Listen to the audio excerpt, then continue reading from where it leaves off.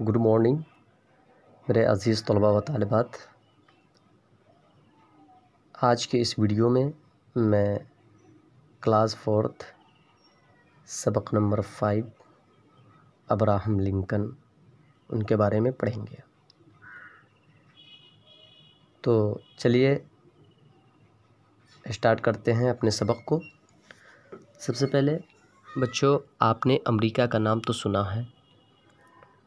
یہ بہت بڑا خوبصورت اور خوشحال ملک ہے۔ آج ہم آپ کو امریکہ کے ایک بہت پیارے اور ہر دل عزیز صدر ابراہم لنکن کی کہانی سنائیں گے۔ اس کے بعد آپ کو پتہ چل جائے گا کہ واقعی محنت اور لگن کیسی چیز ہے جو انسان کو منزل مقصود تک پہنچاتی ہے۔ بتایا جاتا ہے کہ ابراہم لنکن سن 1809 عیسوی میں ایک بہت غریب گھرانے میں پیدا ہوئے۔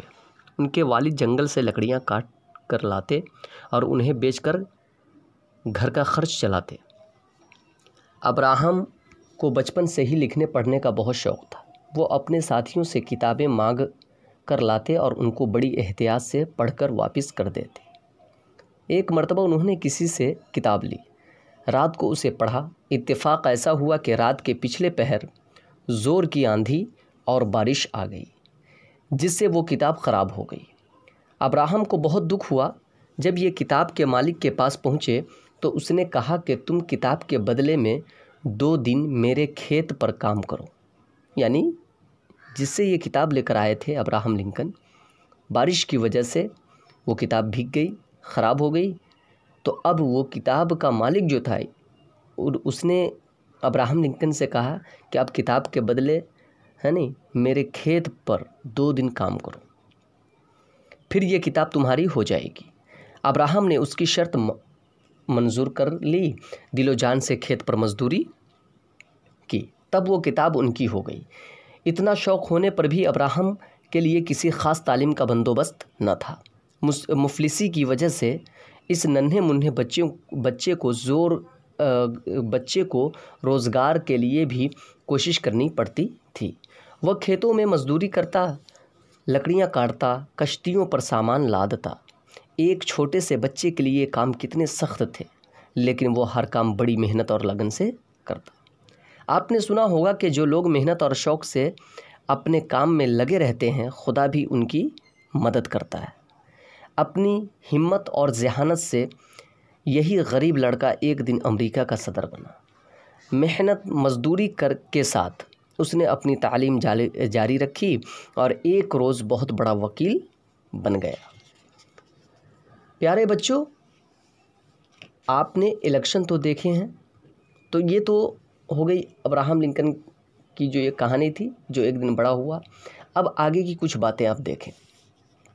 پیارے بچوں، آپ نے الیکشن تو دیکھے ہیں نا، کیسا ہنگامہ رہتا ہے، جلسے ہوتے ہیں، جلوس نکلتے ہیں، پورا شہر رنگ برنگے قمقموں کی روشنیوں سے جگمگ کرتا ہے۔ ننھے منھے بچے بھی اپنے ہاتھوں میں چھوٹے چھوٹے جھنڈے اٹھائے زندہ باد زندہ باد کے نعرے لگاتے پھرتے رہے۔ اسی طرح سن 1846 عیسوی میں امریکی پارلیمنٹ کے الیکشن ہونے والے تھے۔ وہاں کی پارلیمنٹ کا نام کانگریس ہے، یاد رکھیں گے آپ، یہ یاد رکھیں گے، یہ یاد رکھنے کی باتیں ہیں۔ ہاں، تو ابراہم لنکن پہلی بار پارلیمنٹ کے ممبر کے امیدوار ہوئے تھے۔ الیکشن کا خوب زور تھا۔ جمعرات کی شام کو وہ اپنے آفس میں بیٹھے اگلے دن ہونے والے جلسے میں تقریر کے لیے کچھ ضروری کاغذات دیکھ رہے تھے۔ انہیں ایک خط ملا۔ پہلے تو انہوں نے سرسری نظر ڈالی، لیکن پھر اسے کئی بار غور سے پڑھا۔ پھر اچانک اپنے پاس بیٹھے دوستوں سے کہا، میں کل جلسے میں تقریر نہیں کروں گا، یعنی اسپیچ نہیں دے سکتا ہوں۔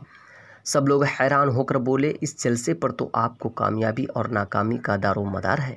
اس جلسے پر تو آپ کی کامیابی اور ناکامی کا دار و مدار ہے، یہ آپ کیا کہہ رہے ہیں؟ یعنی ابراہم لنکن سے سب نے کہا۔ لیکن ابراہم لنکن نے صاف انکار کر دیا کہ مجھے ایسا ضروری کام آن پڑا ہے کہ میں اس پارلیمنٹ کی ممبری بھی قربان کر سکتا ہوں۔ لوگ مایوس اور افسردہ ہو گئے۔ ابراہم لنکن رات کو وہاں سے تنہا پیدل چل پڑے اور 30 کلومیٹر چل کر صبح 10 بجے ایک قصبے میں جا پہنچے اور سیدھے وہاں کی کچہری کا رخ کیا۔ وہاں ایک قتل کا مقدمہ پیش تھا۔ عدالت کا کمرہ لوگوں سے کھچا کھچ بھرا ہوا تھا۔ ابراہم سب سے پیچھے بیٹھ گئے۔ مقدمہ پیش ہوا ایک 20 برس کے دبلے پتلے غریب لڑکے پر اپنے سے دگنی عمر کے ایک آدمی کو قتل کرنے کا الزام تھا۔ یہ جو عدالت لگی ہوئی تھی یہ قتل کے الزام میں لگی ہوئی تھی، اور وہ بھی کیسا؟ جو ایک 20 سال کا دبلا پتلا انسان بچہ جو کہ اپنے دگنے عمر کے موٹے تازے کو مارنے کا الزام تھا۔ اب یہاں پہ غور کرنے کی باتیں ہیں۔ عدالت کے پوچھنے پر لڑکے نے بتایا کہ اس کا کوئی وکیل نہیں ہے، وہ اتنا غریب ہے کہ وہ اور اس کی ماں پیٹ بھر کر کھانا بھی نہیں کھا سکتے۔ عدالت نے کہا کہ اس کے لیے سرکاری وکیل کا انتظام ہو سکتا ہے۔ اتنے میں ابراہم لنکن پیچھے سے کھڑے ہوئے اور بتایا کہ وہ سند یافتہ وکیل ہیں اور اس لڑکے کی طرف سے مقدمہ لڑنا چاہتے ہیں۔ سند یافتہ بولے تو سرٹیفکیٹ ملا ہوا، یعنی مانیتا پراپت۔ عدالت نے انہیں لڑکے کا وکیل بننے کی اجازت دے دی۔ کن کو؟ ابراہم لنکن کو۔ سرکاری وکیل نے قتل سے متعلق واقعات بیان کرنا شروع کیے، گواہوں نے قتل کی تصدیق کی اور ملزم کو شناخت کیا۔